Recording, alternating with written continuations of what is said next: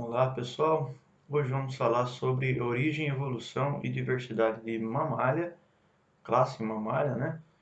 E vamos focar bastante em origem e evolução e assim como na aula de aves, a diversidade vai entrando no meio. Então todo o exemplo que eu vou dando, já vou dando um exemplo de origem, de diversidade também. Você vai encontrar ali no capítulo 7 do nosso livro, item 7.1, e aqui a gente vai dar uma pincelada aí na diversidade. Então, os mamíferos são cerca de quase 6.000 espécies. Então, existem mais ou menos o mesmo número de lagartos, de anfíbios, não varia tanto, né? O que a gente tem de diferente aqui é a diversidade de formas. Então, você tem os voadores, como os morcegos, você tem aqueles que têm um marsúpio, você tem os nadadores, ou os aquáticos, na verdade, você tem carnívoros, você tem os primatas, como nós aqui.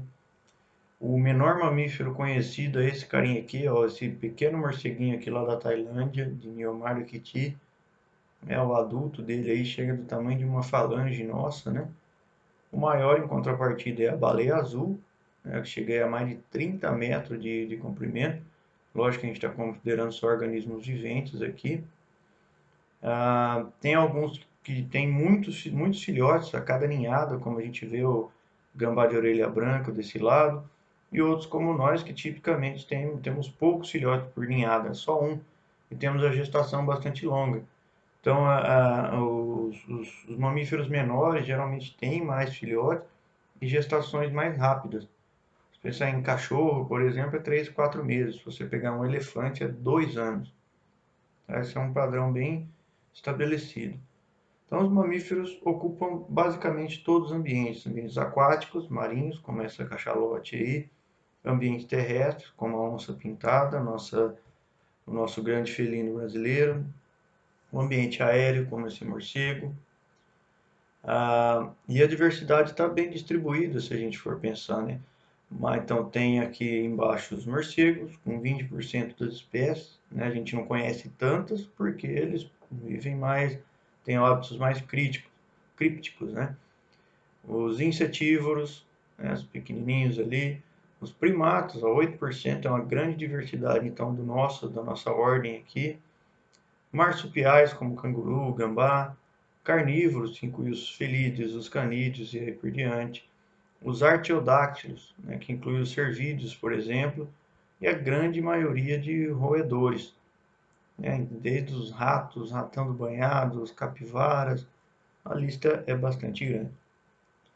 Bom, eu trouxe essa árvore de volta lá das primeiras aulas para a gente não esquecer, a gente está chegando no fim da disciplina, né? Que a gente continua falando de cordata, craniata e vai seguindo. Vertebrata, gnatostomatos, teixo, vai seguindo até a gente chegar aqui em mamália, né? Aliás, antes até em sinápsida. Então a gente vê ó, a miniota, por um lado a gente vai ter saurópta com os diapsídeos, né? Do outro lado, sinápta com com os téria e os sináptas basais. Téria não, desculpem, com os mamíferos e os outros sináptas basais. Tá? Mamífero a gente vai ver aqui, mamífero está aqui, ó. Não coloquei aqui na imagem, que está muito poluída já, mas aqui a gente tem mamíferos, coloquei aqui em cima. Mamália inclui monotremata, são basicamente os ornitorrincos, e téria, que inclui metatéria ou marsupialia, que são os gambás e cangurus e diversos outros, e os eutéria, que são a grande maioria. Compare essa árvore com essa aqui e vejam como uma malha passou lá para trás. A gente comentou em umas aulas passadas, se você lembra de algum conteúdo relacionado à filogenia, você vai saber também que a gente pode inverter a posição dos táxons terminais, desde que a gente respeite as relações de parentesco, que é o que foi feito aqui. Então, o grupo mamália, né, e o sináptida antes ainda, surgiu há bastante tempo, divergiu há bastante tempo aqui de saurópsida, que inclui os demais que a gente viu até agora na disciplina. Então, existe às vezes uma noção errada de que os mamíferos são o ápice da evolução, os humanos são o ápice. É só a gente apresentar de uma forma diferente que a gente vai ver que não tem ápice em nada, certo? Uma ave, a gente viu tanto de especialização, essa história de Ah, mas nós somos mais complexos. Também não resolve. Nós vimos nas últimas aulas como as aves são complexas, certo? Então, vamos seguindo.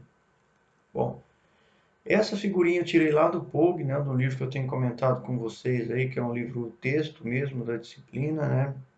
Não da nossa, mas disciplina que eu digo em geral, de zoologia de vertebrados, incluindo cordado. Essa figurinha aqui é legal. É só para a gente ver, ó. A gente tinha uma figura mais simples, agora a gente tem três linhagens de monotremata, Metatheria e Eutheria, né, três linhagens de mamália. Mas percebam quantas linhagens tem entre elas e quantas linhagens basais tem antes delas, certo? É sempre a gente bom saber, sempre a gente frisar isso, gente. Ah, quando a gente trabalha com zoologia, qualquer coisa dentro da biologia, tudo é um pouquinho mais complicado do que parece. A gente acaba simplificando as coisas.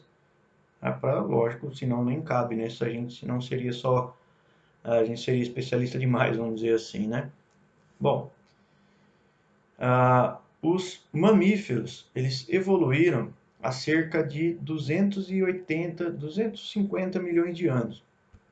Tá, aqui está errado, 280 milhões de anos. Isso aqui é uma outra história. Então evoluíram aí os dinossauros e os mamíferos a 250, 280, 300 milhões de anos. No meio do Jurássico, aí a 150 milhões de anos evoluíram as aves.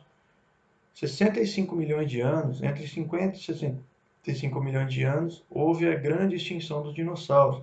Comentei uma aula passada com vocês, passei uns vídeos a mais, então não vou me aprofundar aqui. Mas basicamente houve um período geologicamente curto, queda de meteoro, de um grande meteoro no que hoje é Golfo do México, ocasionando tsunamis e tal. Chuva ácida por causa do intenso vulcanismo que tinha na região da Sibéria. E aí foi uma mudança de correntes marítimas, um monte de coisa foi acontecendo, mudanças climáticas também, extinção dos dinossauros. É interessante a gente pensar assim, os dinossauros, os dinos mesmo que a gente conhece, que a gente já sabe que as aves representam organismos das linhagens dinossáurea. Então a gente teve extinto os grandes dinossauros, os grandes répteis. É bastante comum na história do nosso planeta, sempre que há uma extinção em massa, e não, essa, se eu não me engano, é a sexta do dinossauro, é a quinta ou a sexta, nunca me lembro. E geralmente os maiores vão embora primeiro, certo? Porque aí mudanças climáticas muito graves ocasionam falta de alimento, né? O metabolismo dele é mais exigente, áreas para forrageio que são menores, e aí um monte de coisa é bem interessante. Geralmente quem está no cadeia, no topo da cadeia que sofre primeiro. E aí os que estão por baixo eles tomam lugar, como aconteceu com os mamíferos. Eles já surgiram, vejam nessa imagem, né? Lá no Triássico. Então eles passaram o tempo todo aí à sombra desses grandes répteis. E aí eles foram irradiar. Irradiar quer dizer assim, eles foram dispersar pelo planeta e originando novas linhagens de mamíferos, né? A gente acabou de ver num gráfico anterior quanto de linhagem que tinha, né? Só depois da extinção dos dinossauros. É bem interessante. Bom, agora sim, informação correta de sináptida, né? 280 milhões de anos. A gente tem uma outra divisão bem simples, né? Então a miniota a gente pode separar em sináptida e diáptida. Lembrando que sináptidas são aqueles que têm uma fenestra temporal atrás do olho ou um par de fenestras temporais, e diáptida é o que tem duas. Coloquei a imagem aqui do crânio humano, né, do nosso crânio, para a gente lembrar que a gente é sináptida também, só que a gente já tem uma fossa temporal bem grande, que é uma tendência dentro de sináptida que a gente vai ver. Uma fossa bem grande. Aqui a gente consegue ver o arco zigomático, esse osso aqui, que ele limita tanto a órbita quanto a fossa temporal aqui para trás. Se você colocar a mão aqui e abrir e fechar, você vai sentir os músculos que estão ancorados na nossa fossa temporal. Basicamente os músculos coracoide e masseter. Tá? Bom, então sináptido aí para a gente começar a trabalhar na origem de mamífero. Nós podemos dividir em répteis mamaliformes, à esquerda, que é um grupo parafilético totalmente extinto. Esse termo está caindo em desuso, né, por vários motivos, mas ainda é útil. É um grupo completamente parafilético, você pode ver aí pelo arranjo aí das linhagens aí embaixo. 3 linhagens que a gente vai abordar: Pelicossauria, Terápida não sinodontes e Sinodontes, todos extintos. Tá? A gente vai entender dessa forma algumas coisas que se originaram em Mamália, que está aqui do outro lado. Monotremata, multituberculata a gente não vai trabalhar, não fica muito complexo. E Téria, que inclui Marsupialia e Eutéria. Bom, então a gente pode dizer que houve na história do Sinápida, desde a origem lá no Triássico, 3 grandes radiações. A primeira dos Pelicossauria, a segunda dos Terápida e a terceira dos Mamália. Vocês vejam que interessante, os Pelicossauria irradiaram no começo, então várias linhagens desse grupo chamado de Pelicossauria lá no Permiano, que é 280 milhões de anos, por ali.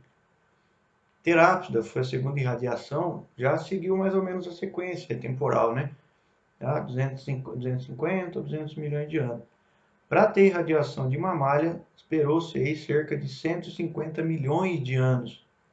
Os nossos ancestrais ficaram ali quietinhos até que houve a extinção dos grandes dinossauros e aí a gente teve os nossos ancestrais a oportunidade de irradiar pelo planeta, gerando novas linhagens até culminar na nossa. O Homo sapiens surgiu, se eu não estiver enganado, há apenas 200 mil anos. É um grupo extremamente recente. Tá?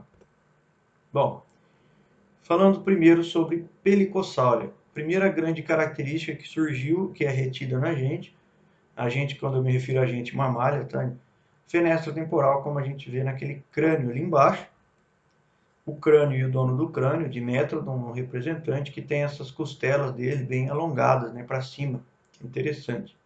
Fenestrinha temporal, tá? Aqui em cima. Bom, passando aí para os terápida não sinodontes, como esse cara que a gente vê aqui embaixo, porque ele apresenta já uma posição mais ereta, quer dizer, ele já tem os braços mais para baixo do corpo mesmo, tá? Isso é bastante evidente nesse registro fóssil. O nome desse terapsídeo aqui é Listrosaurus. E aqui o fóssil das pegadas dele, né, mostrando que ele tem pegadinha, né, os dedinhos dele meio assim, ó, indica que ele tem, né, a postura meio para dentro. Como a gente vê aqui, ó, essa postura aqui, a gente vê aqui da mesma forma. Outra coisa que esse fóssil aqui apresenta é uma fenestra temporal expandida.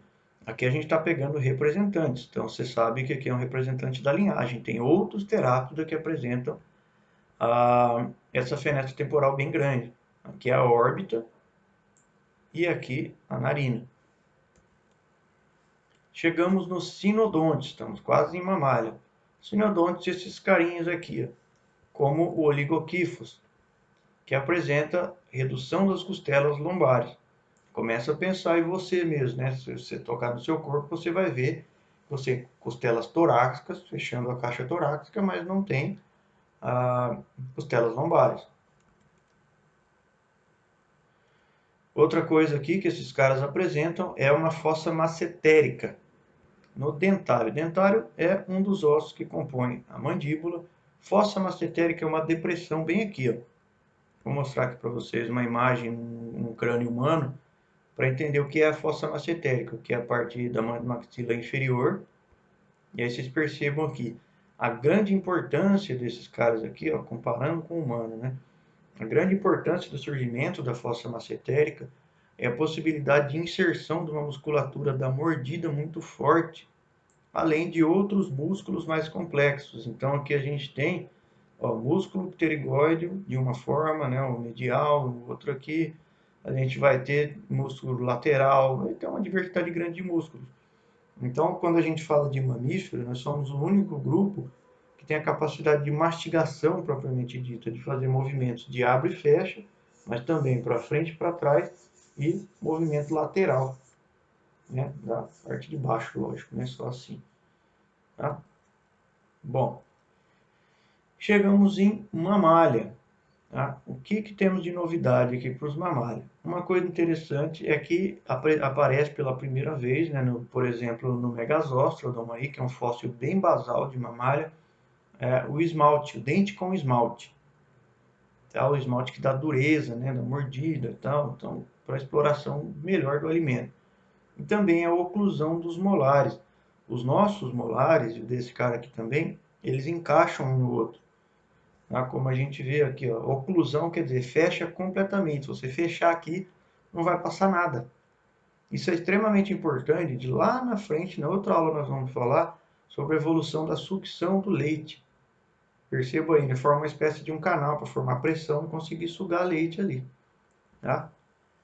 E aí também aquela tendência apresentada no começo aumenta a ausência total de costelas lombares, certo? Bom, mas outra tendência evolutiva interessante aqui em Sinápsida. Aqui nós temos uma figura retirada lá do livro de vocês. Primeira coisa, percebam essas setinhas aqui, o que indicam articulações.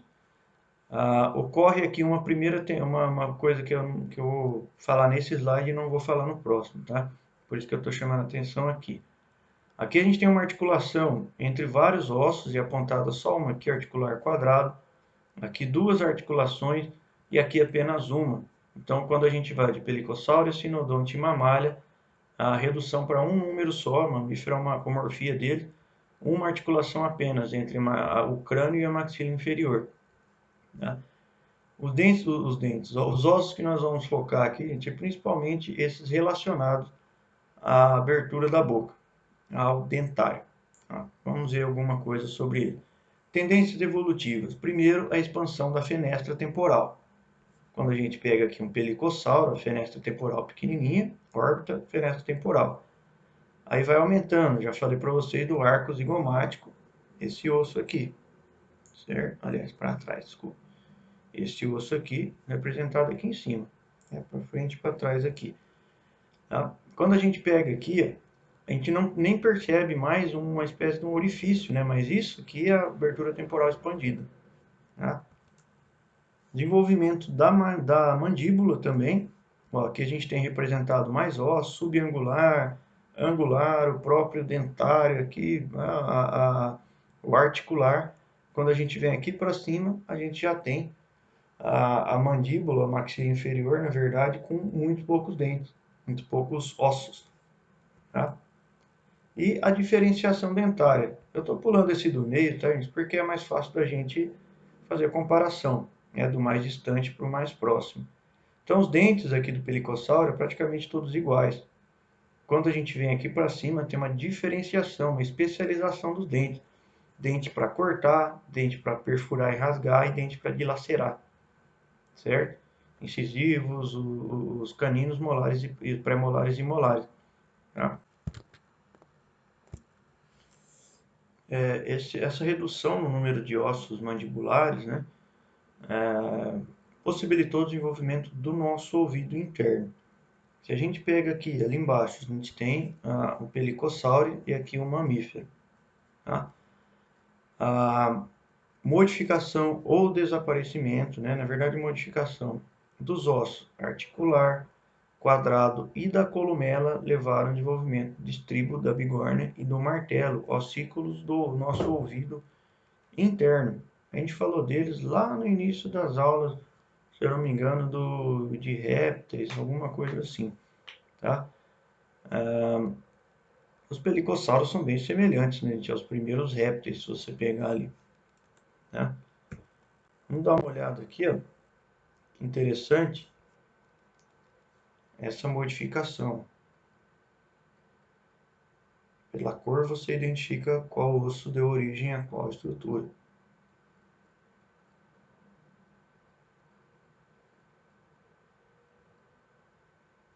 Certo? Então, articular, quadrado e columela deram origem ao estribo, martelo e a bigorna. Bom, outra coisa que interessante que surgiu de todo esse aumento essa mudança, né, da mandíbula foi a diferenciação dentária que a gente falou agora há pouco. Então, nós podemos dividir os dentes de um mamífero em incisivos, caninos, pré-molares e molares. Essas mudanças também levaram, aqui a gente já comentou, aqui a gente tem uma vista do céu da boca do animal, né? Os incisivos, caninos, pré-molares e molares. Eles são chamados dessa forma porque isso tudo aqui não é um osso único, gente. A gente representa dessa forma, mas é uma fusão de ossos, osso molar, osso pré-molar e tal. A oclusão mandibular, mas algumas mudanças no palato, o surgimento de um palato mole também aqui, cobrindo as coanas, aqui a abertura das coanas, aqui, aliás, possibilitou a sucção. É bem interessante, e aí teve tudo a ver com a evolução da amamentação. Bom, existem 3 linhagens viventes. Aqui a gente tem a Miniótis, se dividindo em Saurópoda, os Lepidosauros e Arcossauros, que a gente falou lá para trás. Os Teráptida, desse lado, dividem nos basais e nos mamíferos. O que ajuda a definir os mamíferos? O surgimento da homeotermia, então a capacidade de manter o corpo com a temperatura constante, e a lactação, produção de leite. A gente vai falar da origem do leite na próxima aula. A gente tem aqui mais ou menos 170 milhões de anos a surgimento dos monotremados, representado pelo ornitorrinco, que tem peçonha e tem um tipo de clivagem meroblástica. A gente não precisa entrar nesses detalhes, sei lá, da embriologia, mas marcando uma apomorfia do grupo, né? Aqui a gente já vê o surgimento de uma outra linhagem, que inclui a linhagem dos Metatheria, que tem marsúpio, a lactação prolongada, e Eutheria, que tem a gestação prolongada. Ambos dividem essa sinapomorfia, placentação, viviparidade e descida testicular, ou testículos externos no macho. Dizem não, né, justificativo, não, que a produção de espermatozoides é mais eficiente em um local menos aquecido do que a temperatura constante do corpo. Tá? Então, uma solução foi encontrada aqui atrás, né, a homeotermia, uma outra precisou ser encontrada aqui. Bom, os monotremados, ou chamado também de prototéria, são os mamíferos que botam ovos, como o ornitorrinco. Aqui a gente vê, né, o Platypus aqui, com os filhotinhos deles, saindo aqui do ovo. A Ecdna também, né, esse aqui é o tamanhozinho dele, esse aqui é o tamanho do adulto mesmo. Metatheria marsupialia, temos o diabo da Tasmânia, o koala, cangurus, diversas espécies de cada um deles. O representante aqui da América do Sul, né, um dos representantes, gambá de orelha branca. O gambá de orelha preta, dá uma olhada no marsúpio dele aqui, ó. E ele carregando os filhotinhos aqui no marsúpio. E ele se alimentando, o filhotinho está grudadinho aqui na glândula mamária.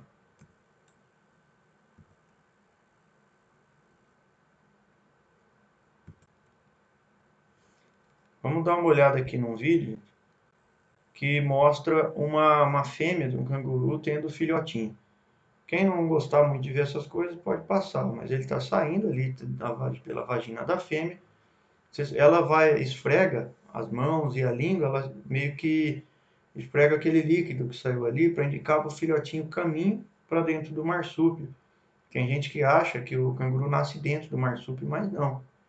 Ele nasce ali pela vagina, que fica fora do marsúpio, né, pela abertura vaginal, e aí depois ele meio que rasteja pelos pelos da fêmea até entrar dentro do marsúpio.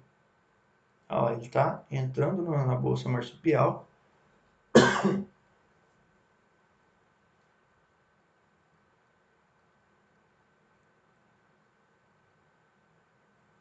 E ele encontrou aqui, ó, aqui o olho dele, a boca e a glândula mamária aqui, ó.